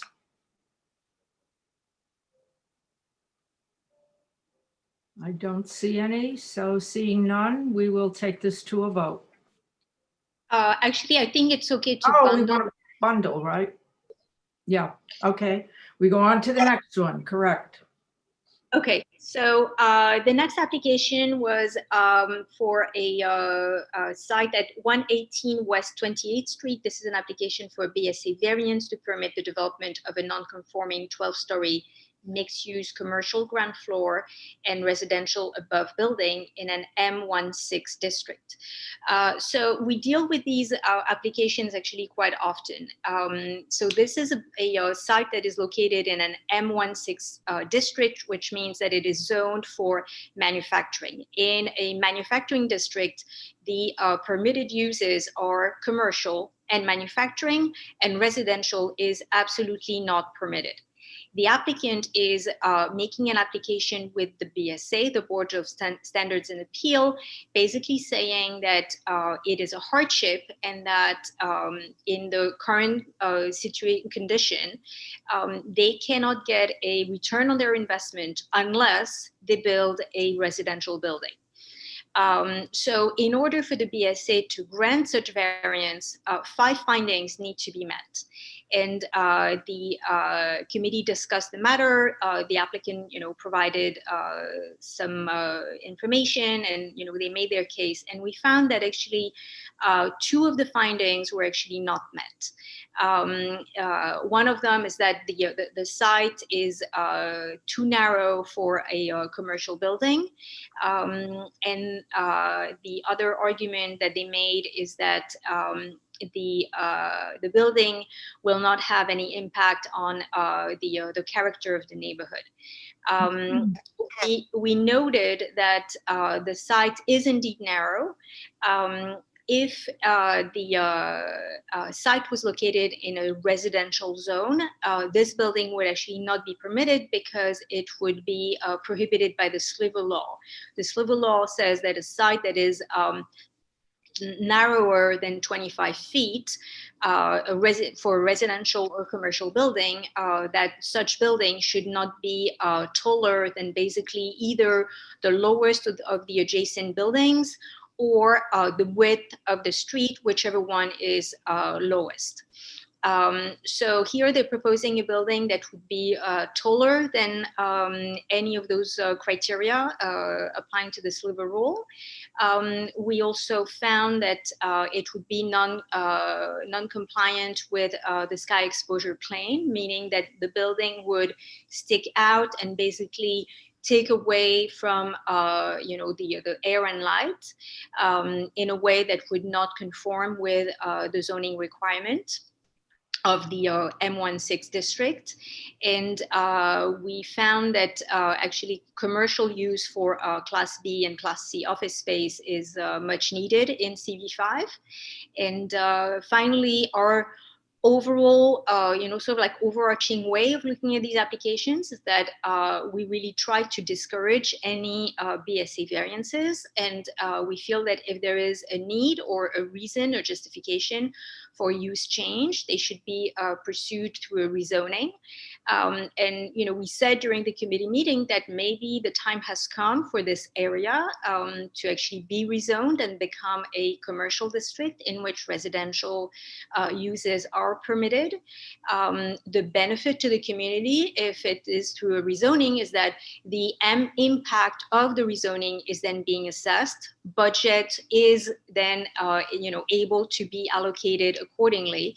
And all of a sudden, it triggers the good, planning and zoning of a city. So for example, if it were to go through a rezoning, let's say for, the entire block, there would be an evaluation of impact on school capacity. And maybe they would find that, it would overburden the local school, which would then trigger the ability for, the city or the state to allocate more funds. Going through a BSA variance basically deprives our city and our state of doing their job properly allocating resources for the new use that is being enacted. So we voted to deny the application for this BSA variance. Okay, does anyone have a conflict with this application?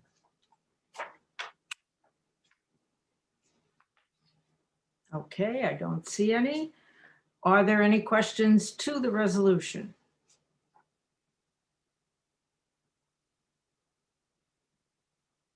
And seeing none, whoops, Joseph Frewer.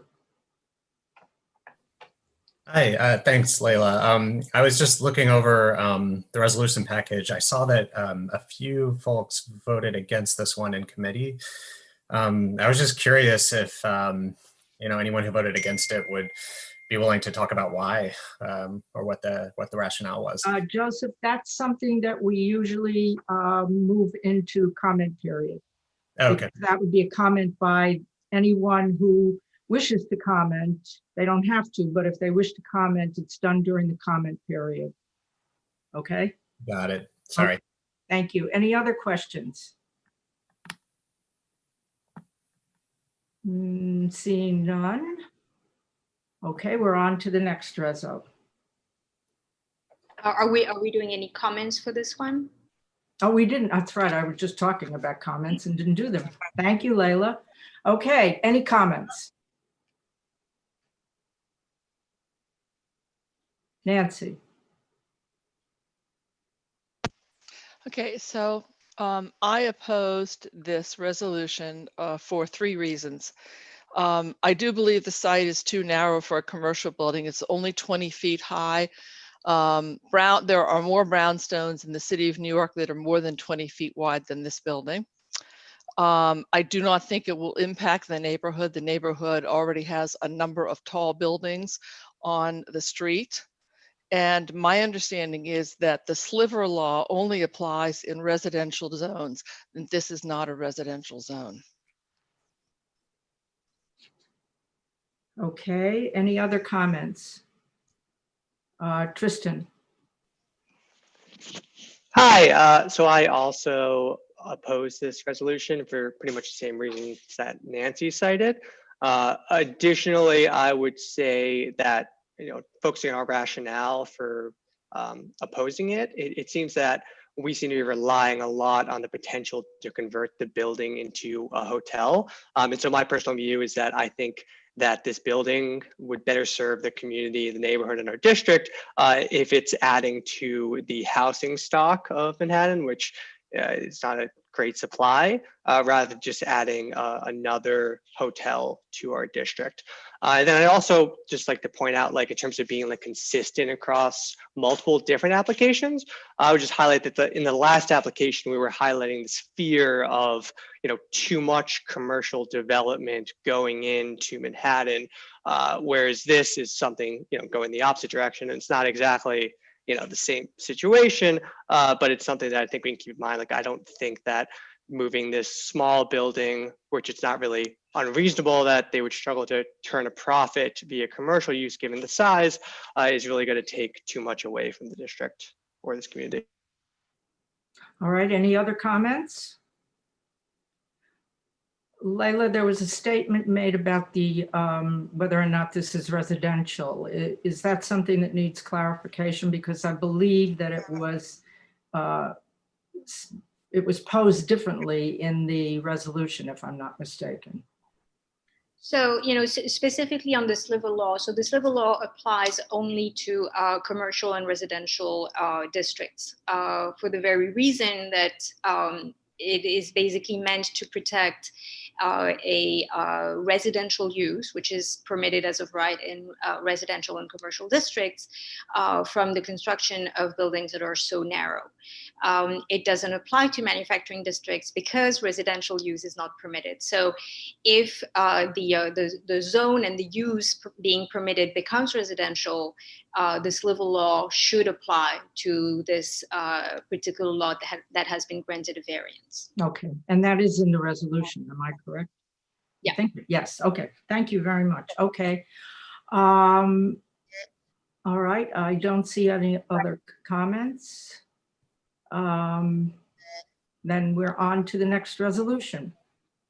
Okay, so the next resolution is the zoning for coastal flood resiliency, a citywide text amendment to update and make permanent the temporary 2013 flood resilience zoning text amendment. So you're probably wondering why we're even discussing that. We are landlocked and we don't have any coasts. But we felt that it was actually important to look at this text because it's a citywide text. And what we wanted to weigh in is not whether it's a good text. In overall, I think we're reaching the conclusion that it is a very good text and very much needed for these community districts that are dealing with coastal flood type of situations during hurricanes and other heavy rain situations. And that resiliency, of course, is very critical. We were really looking at it, making sure that there's no unintended consequences that would be applied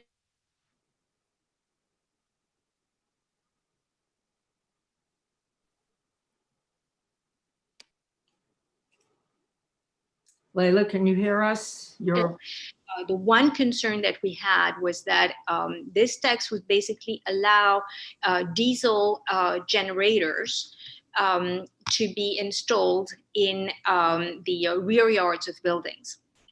So, we're a very dense built environment, vastly different from, the urban context that you can find in Queens or Staten Island. And, in these areas, it makes total sense to allow for a generator to be installed, off the ground, but, in the yard of a property, semi-detached or detached house. In our district, that would mean that all of a sudden it would be permissible to install a diesel generator at the back of the building in this rear yard alley that basically is meant to provide, clean air and a little bit of quiet. So if you put a generator there, you would deal with polluting fumes and noise. And we felt that it was, a part of the text that should not apply to us. So we're flagging that. Overall, everything else we found was good and there were no other unintended consequences. We're concerned about the possibility to use cellars as mechanical rooms.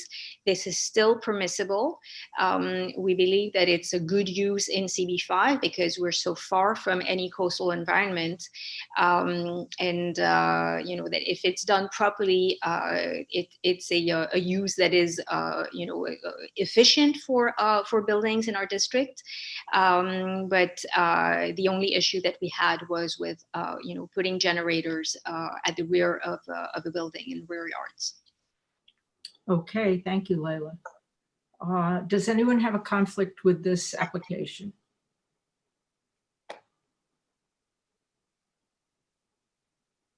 I see no raised hands. Okay.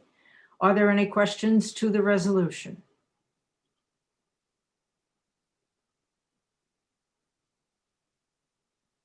I don't see any. Any comments? Whoops, wait a minute. I think I see someone. Just disappeared. Did someone have their hand raised? I saw that Nancy did, but it's gone away. She's on mute. I don't know what she's saying. I have a comment, not a question. Okay. I put it up too soon, sorry. Oh, okay. No questions from anyone else? Okay, comments, Nancy. I think it's important for everyone to understand that diesel generators have to be tested once a month so that an emergency situation comes up, they're working properly. Not only do they create significant air pollution, but they're very, very noisy. So having any of these generators in these backyards, which are basically small little courtyards, would be a nightmare for anyone living or working in these areas. Once a month, you would have this thing go off. So I really think that generators have to be removed from this legislation. Okay, any other comments?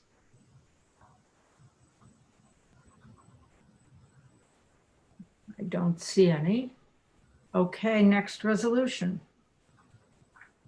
All right, so the next application was 21 East 21st Street. This is the Gramercy condominium. This is a building located between Broadway and Park Avenue South. This is in the Ladies Mile Historic District. And although it's a land use application, the fact that it is in a historic district is actually very relevant here. This building is located in an M15 district. So it's also, M stands for manufacturing. So it's also located in a manufacturing district. And the applicant is seeking a use change, and they want to convert the building from commercial. It's currently a commercial condo, and they want to turn it into residential. What's interesting here is that it is not a BSA variance. The use change is done using a mechanism that is built into the zoning resolution for a building that is in either an individual landmark or in a historic district. The property has the ability to seek a use change, provided that they do a couple of things. They have to provide a maintenance plan in perpetuity for the landmark property. So, if you're familiar with local law 11, that requires for a facade to be inspected and kept in good condition, just imagine that it's local law 11 on steroids. You have to basically have an inspection of your building, and any historic parts of your building, which is pretty much the exteriors, have to be in pristine, impeccable condition.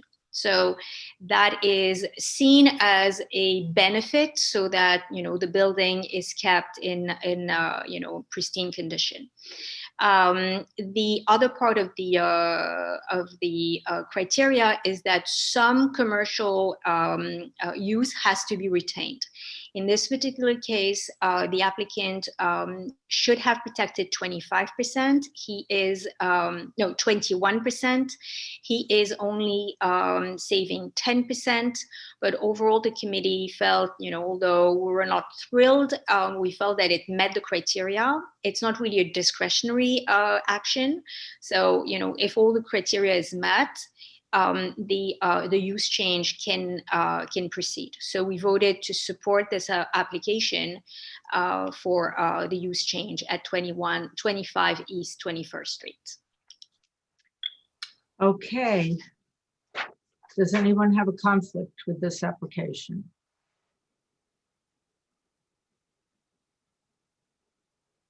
Are there any questions to the resolution?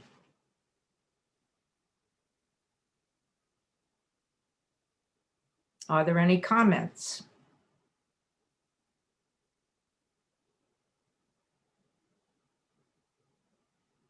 Okay, seeing none, we go to the last resolution. All right, so the last resolution is for Governor's Island proposed rezoning. Once again, you probably wonder why are we weighing in on Governor's Island. As our borough president said in her comment earlier tonight, Governor's Island is really a citywide resource. So it is technically part of Community Board 1. And CB1 is in the process of reviewing this very important, very significant major land use proposal that entails a number of things, including the redevelopment of 4.7 million square feet of development on the island. Because of its significance, CB1 basically reached out to all the Manhattan community boards and asked for our input. So we looked at the proposal once again, from the point of view of Community Board 5. This is an island that residents and other stakeholders of CB5 may patronize. The same way we go to Randall's Island or Roosevelt Island. It's one of those rare, very expansive pieces of land with passive use, recreational use, bowl games, access for children and to open space, and a very important resource for the city. So we made a number of comments about the proposal. The first comment that we made is that we believe that overall Governor's Island should remain open and unobstructed, and that developing and building Governor's Island is overall a bad idea. The second comment that we made is that, if we want Governor's Island to continue to be a successful island serving its purpose, which is, providing recreational space to residents of New York City, access to Governor's Island has to be really thought and part of this proposal. Currently, there's a ferry service. It can be improved. And this is something that really should be a very clear focus of this proposal for rezoning. And then the third comment that we made is that the rationale, the very rationale for this rezoning of Governor's Island and this development of Governor's Island is that the trust of Governor's Island that has jurisdiction over the island believes that Governor's Island should pay for itself. And in order to pay for itself, they think that building buildings is a good idea. So this is giving us pause, and the committee, felt that it was a flawed logic, because if you apply this logic to our parks, then we currently know that that there's little budget that is given to operations of our parks, and they have to organize events, which we fight quite often, and some of them we can live with. But I don't know that we could live with our parks being developed because they need more funding. And basically, this particular action would basically sort of like ratify this type of logic, and would basically say that, if you really are faced with a hardship, then, chopping off a little bit of the park and, turning it into a building so that it can generate funding is okay. So we're basically saying that, it's a slippery slope, and certainly an economic model that Governor's Island should not embrace. So those are the comments that we made on this particular proposal. These are going to CB1 because they are the ones who are seeking comments from community boards, but we will also share it with our elected officials. Okay, thank you, Leila. Does anyone have a conflict with this proposal? Are there any questions?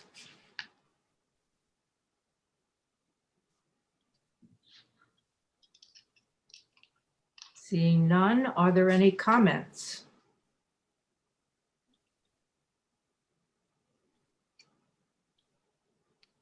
Clayton? Just quickly to say that we should not overestimate how alarming this proposal for the self-funding model is. It is really, I wholeheartedly agree with the committee's position on this, and that language should really cause us all to be very concerned about the city's thinking. Just imagine if the Central Park Conservancy or the Madison Square Park Conservancy or the Bryant Park Corporation, if the dire economic crisis that has happened this year continued, or there were other reasons why such a thing would happen, that the city's solution would then be, well, there's no more conservancy, so let's just build a building in the corner of one of these spaces and fund the public space that way. It's alarming, and so I just wanted to have that comment. Okay, thank you. Buzz?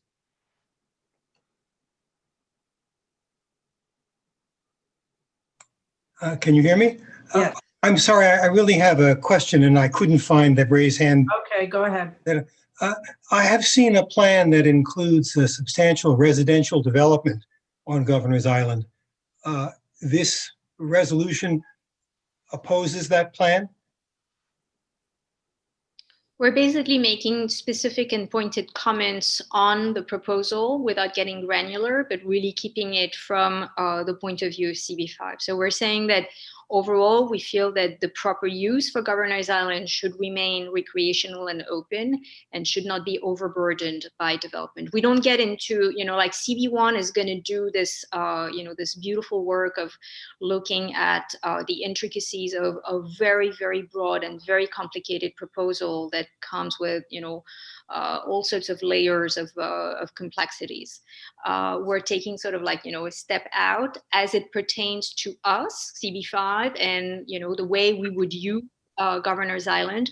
We're basically saying that we are much better off keeping Governor's Island unobstructed and unencumbered by development. But does this rule out residential development partially? Currently, residential is not a permitted use on Governor's Island, and this proposal is not calling for permanent residential use. Residential use is not permitted on Governor's Island. temporary residential use is, meaning, like dorms, for example, would be a permitted use under this plan, but residential use under this plan or, the current condition is not permitted on the Governor's Island.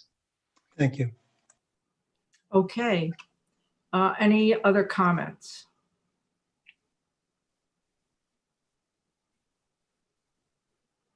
All right, seeing none, we will vote on these five.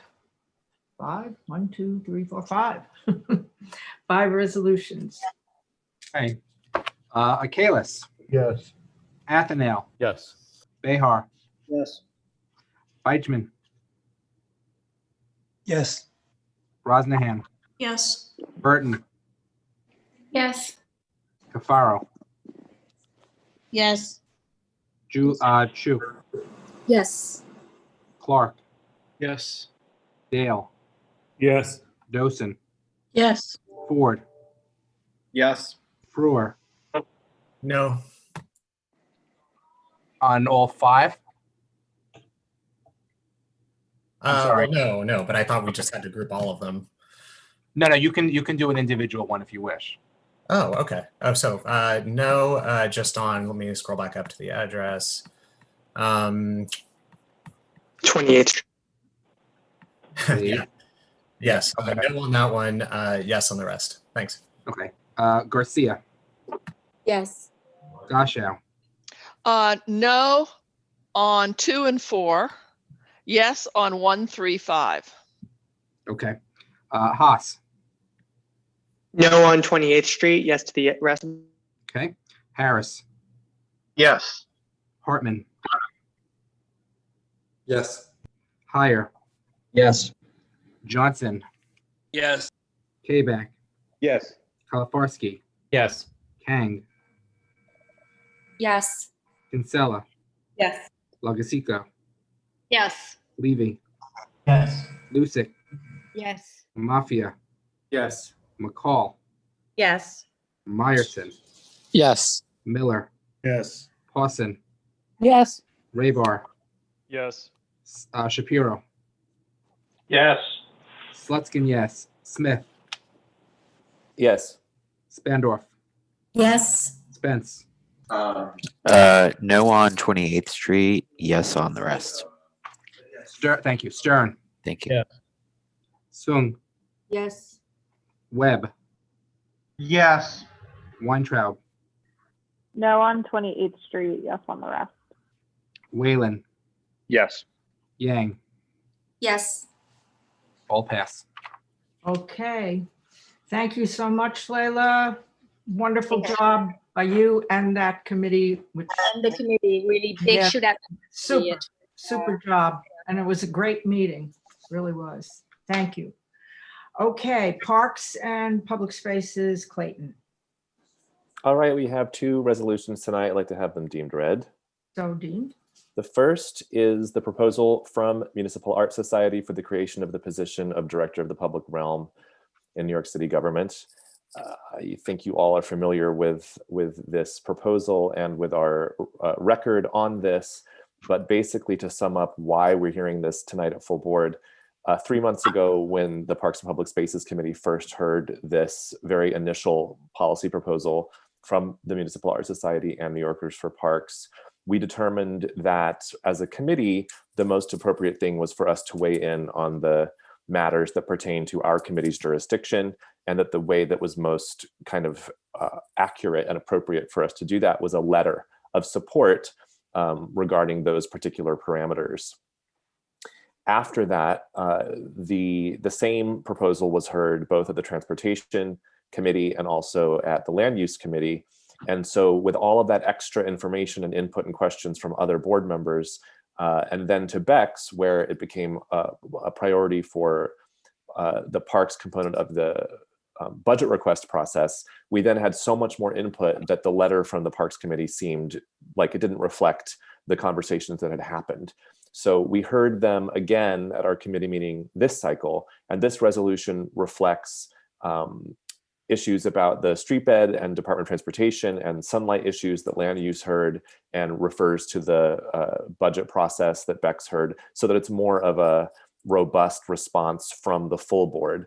And that gives us, I think, a greater position of strength to advocate for this position, even as we understand that there's so many details that have yet to be hammered out. This is really kind of a statement of support for the creation of the position, and a kind of, kind of clarion call to other boards to do the same. And I'm sure that we'll take this, because Gail's super on board with this, to Borough Board as well, and do whatever we can to be part of the process in the next iterations of deliberating how this position could best be actualized to serve all New Yorkers and for our district. So all that said, it was a unanimous resolution of support to endorse the proposal of the position. Okay, thank you, Clayton. Does anyone have a conflict with this proposal?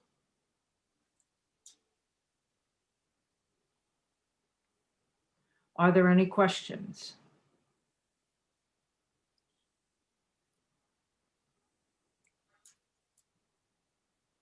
Seeing none, are there any comments?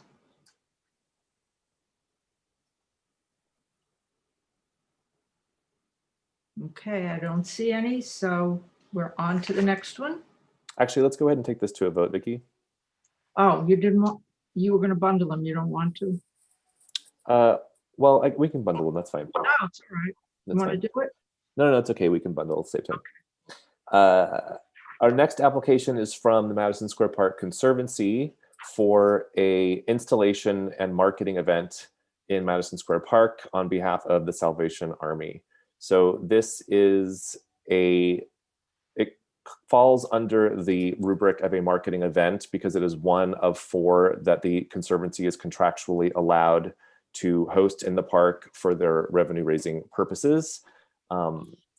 However, this is not a marketing event in the traditional sense that we are used to hearing.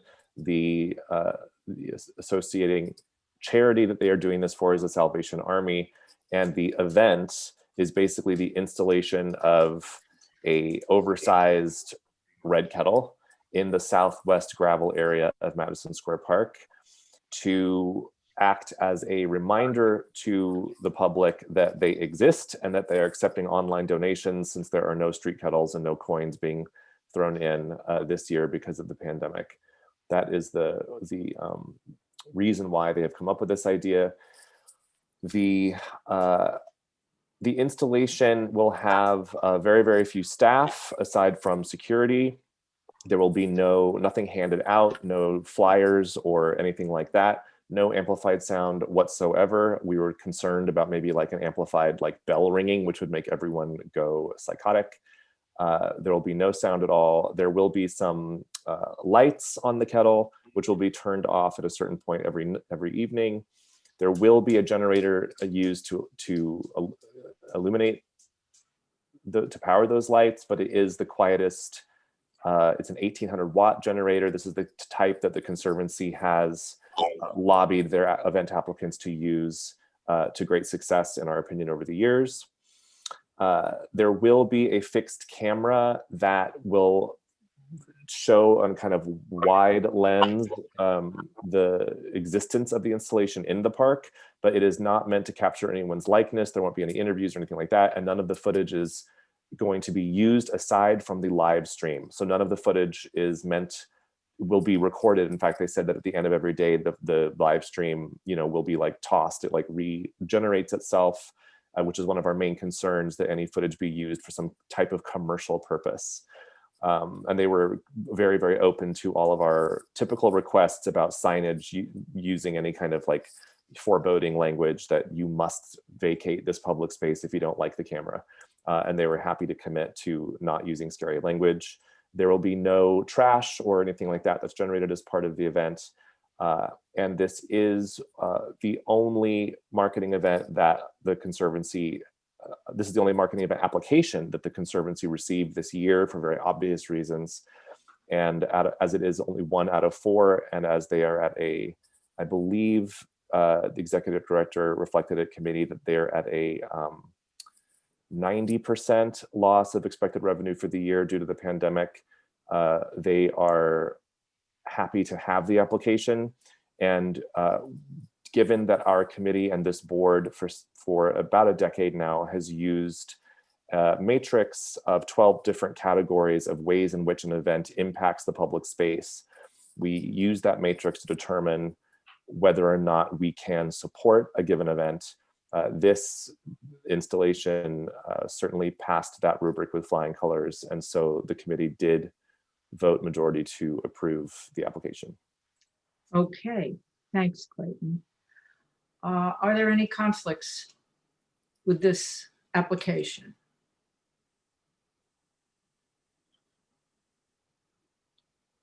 Are there any questions to the resolution?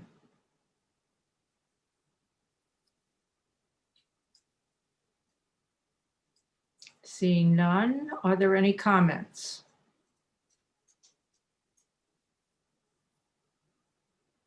Okay, we will take this to a vote of both resolutions. There is a comment, Vicky. Oh, Christopher Clark. Christopher. Hey, yeah, I just wanted to, and sorry, I was a little late with raising my hand. I just wanted to clarify, I was one of the people who abstained the first time around. I just want to sort of provide some background to that. Mary had brought up some issues with how Salvation Army has run their homeless shelters from her personal experience, her career experience.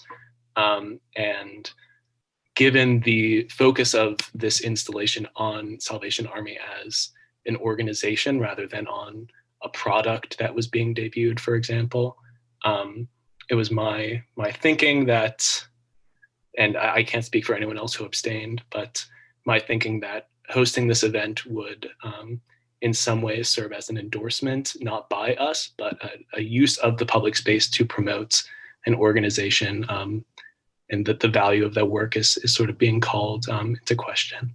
And so I just wanted to explain that that was the intention behind the abstention in the committee vote. Okay. Are there any other comments?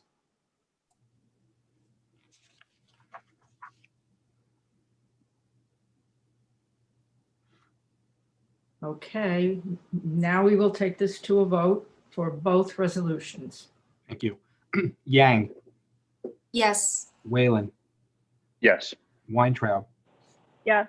Webb, Yes. Sung, Yes. Stern, Yes. Spence, Yes. Standorf, Yes. Smith, Yes. Slutskin, yes. Shapiro, Yes. Raybar, Yes. Hawson, Yes. Miller, Yes. Meyerson, Yes. McCall, Yes. Mafia, Yes. Lusick, Yes. Levy, Logasico, Yes. Kinsella, Yes. Kang, Yes. Kalifarsky, Yes. Payback, Yes. Johnson, Yes. Heyer, Yes.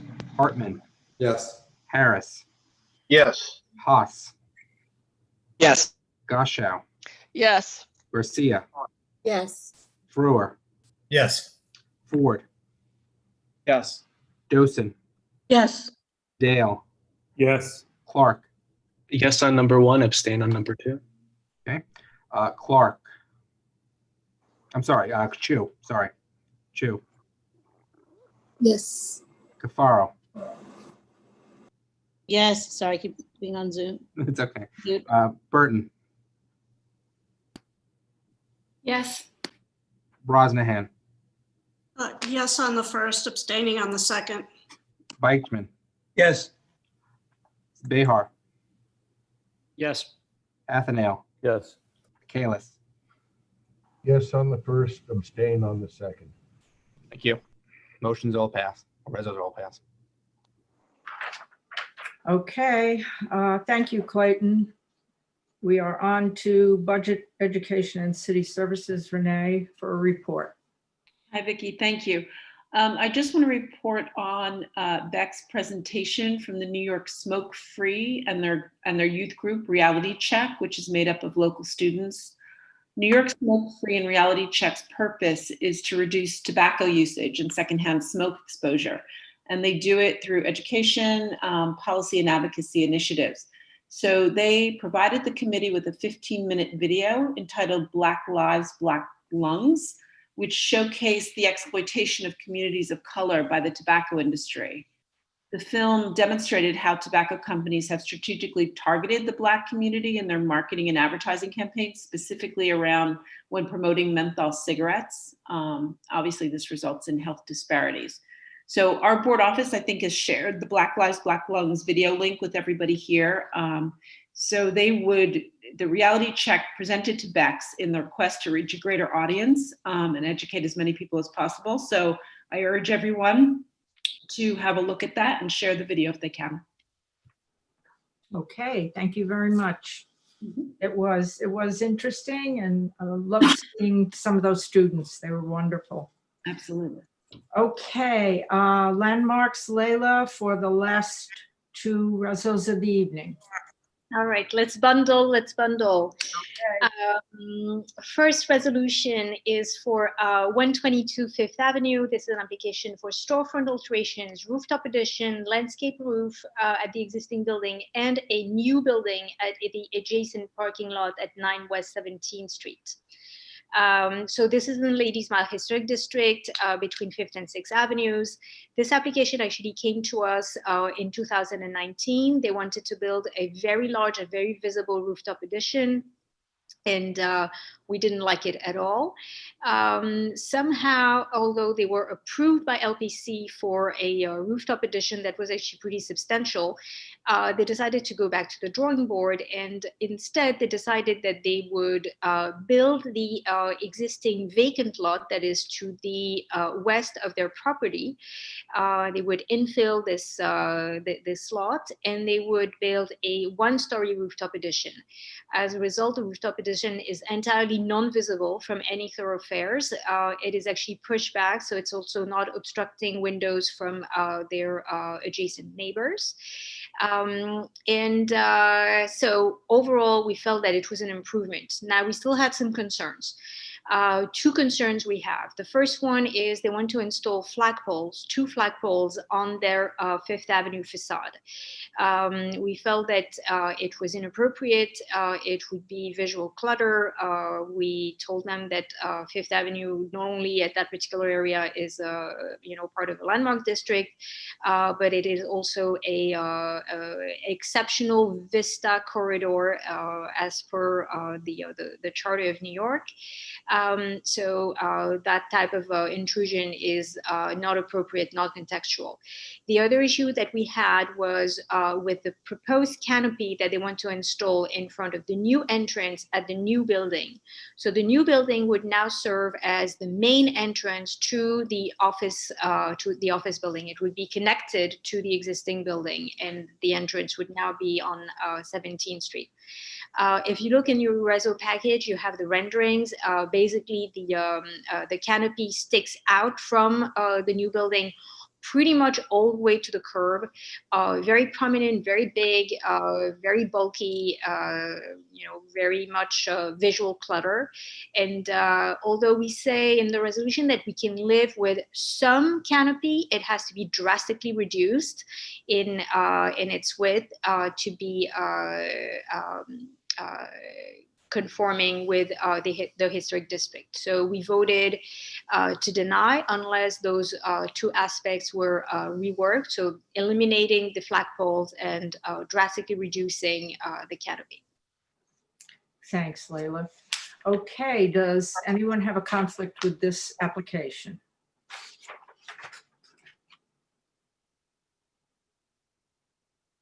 Are there any questions to the resolution?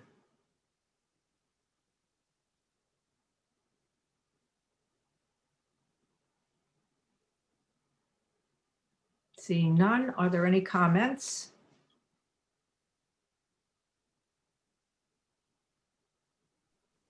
I don't see any. So we can move to the next one. Oops. All right. Do we have someone? No.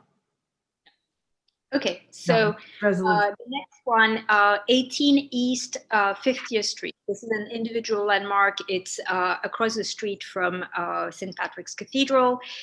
Beautiful building. They are proposing to replace their windows. The existing windows are non-historic. They are ugly, terrible, and done in a way that is absolutely not contextual. They are proposing windows that are still non-historic, obviously, but they are much more sympathetic with the way the building was built originally. They're getting rid of the sort of like hideous transom bands that sit on top of the windows currently. So they're not removing any historic fabric. They're putting windows that are much more pleasing. We approved. We liked it a lot. Tell us how you really feel, Leila. Yeah. Okay, any comments to this resolution? Any conflicts?